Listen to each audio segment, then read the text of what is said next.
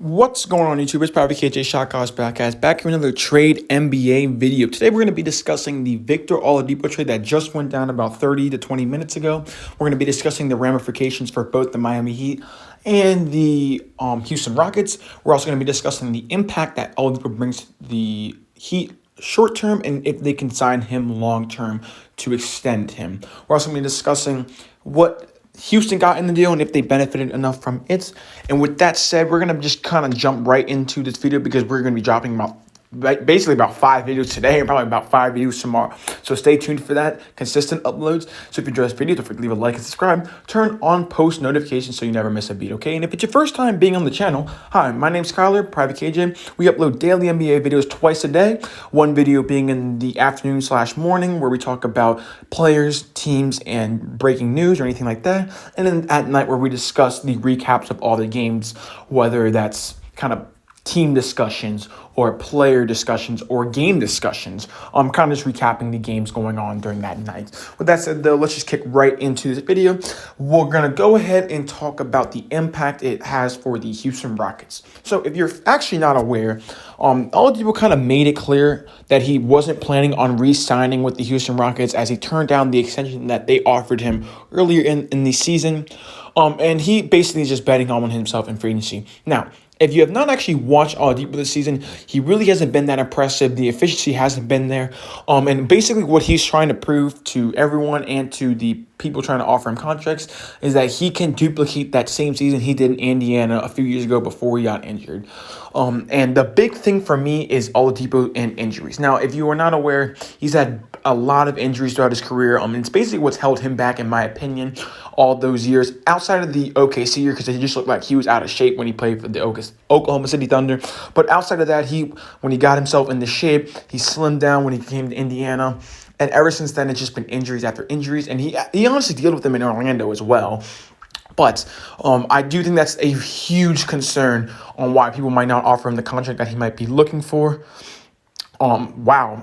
As I'm making this video, breaking news, expected to miss about 3 to 5 weeks for LeBron James. Just want to sum that up. Maybe I'll drop a video on that tomorrow or the day after, but just pay attention to that. Anyways, let's get back into the Victor Oladipo talk. So, like I said, he hasn't been that great this year. The efficiency hasn't been there. The defense, honestly, has been lackluster, even though he is kind of a 3-and-D shooting guard. And what he's known for is his defense sometimes. It's kind of just hasn't been this year, and I kind of understand that. I mean, if you're playing in Houston, which is a terrible run franchise, not a terrible run franchise, just hasn't been great this season. There's not really much to play for. I kind of can understand that. But at the end of the day, that is going to lower your value. And that's why I do think he went for as cheap as he did in this trade. Now, I do believe he also went as cheap as he did just because of the fact that they do understand that all of you might not resign for him. Resign for them in free agency, and they might only have him for half the year. But this is still a win-win scenario for the Miami Heat. Now, I'm going to kind of jump back to the Miami Heat in a second. I want to talk about who they lost first, and I'm going to talk about Houston while I'm at that point. They lost Kelly Olynyk, Avery Bradley, and pick swaps with the Houston Rockets. I'm not sure on the terms and conditions on those picks. That news hasn't really came out yet. But with that said, Kelly Olynyk, who just really hasn't been hitting his shots this year. Not that he's like a bad player or anything, but he really hasn't been that great this season overall. I'm not going to really sugarcoat it. He is a stretch 4/stretch 5. Typically, we'd rather have him playing on the 5. He's not that great defensively because he's like kind of slow-footed. He can't really guard perimeter players. But the thing he does offer is defensive switchability against bigger forwards who can't exactly move like that. A team that comes to mind, honestly, is the Denver Nuggets, just because I know Paul Millsap, even though he's a good player and all, you wouldn't mind, even though Kelly Olynyk will get torched by Jokic regardless, and Paul Millsap, you don't really mind that he can guard either player. You can kind of switch that, which is very key in rotations. I do like what they implement in the Miami defensive system with what Eric Spoelstra does, and Kelly Olynyk fits that system, although he's not the greatest defender anyways. But like I said, he hasn't really been hitting his shots this year, which has lowered his value because I'm sure if they wanted to trade Kelly Olynyk separately, they could have easily done it if he was being really impressive this season and hitting his shot. But it hasn't been the case. And he's always been like that. He's inconsistent, and it just is what it is.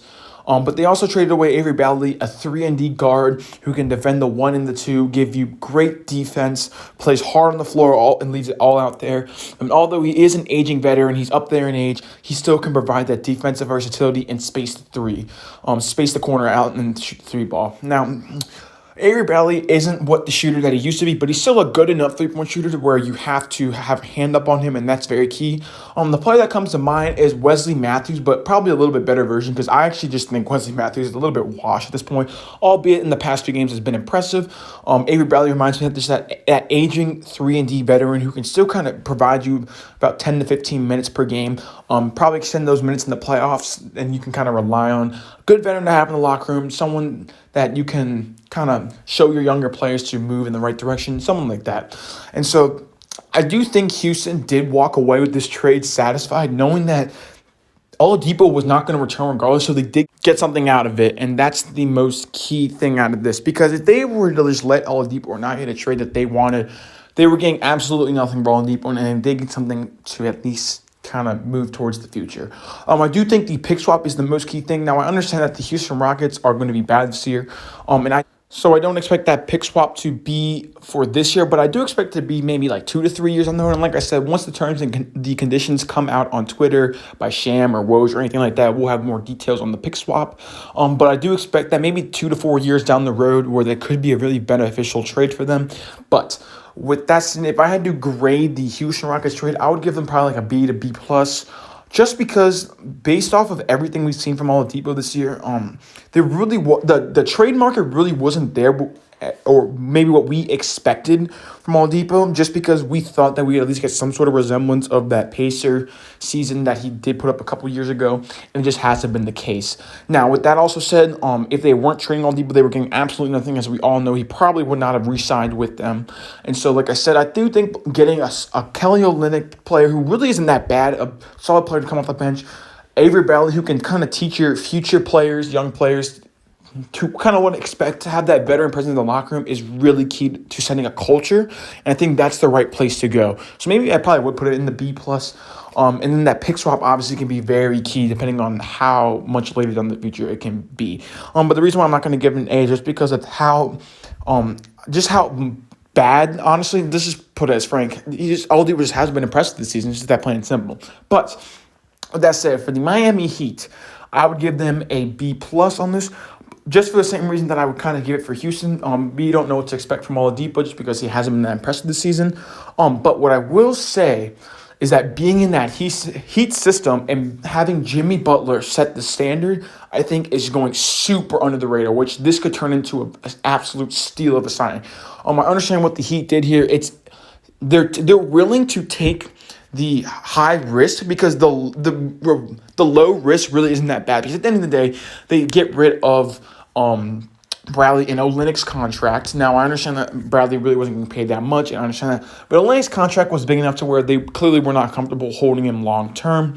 And I do understand that if Oladipo leaves this offseason, they do get nothing from him, but they believe in their eyes that pick swap, which was the key thing, is not going to be so badly hurt to them. It won't hurt them as bad, that Oladipo is worth the half the year risk. Because if they sign Oladipo long term, I think that's an absolute steal, because I do believe that Jimmy Butler and Bam Adebayo are talented up as a duo with that culture set in place and with the role players around them, Duncan Robinson, Tyler Hero, who are both still growing, by the way.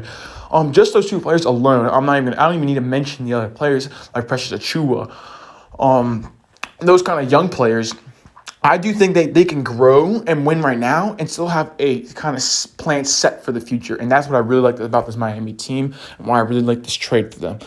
But at the end of the day, I can't give them an A just because we don't know what to expect from Oladipo, the player, but we know what to expect from the Miami Heat as the organization. And that's why this trade can be high risk.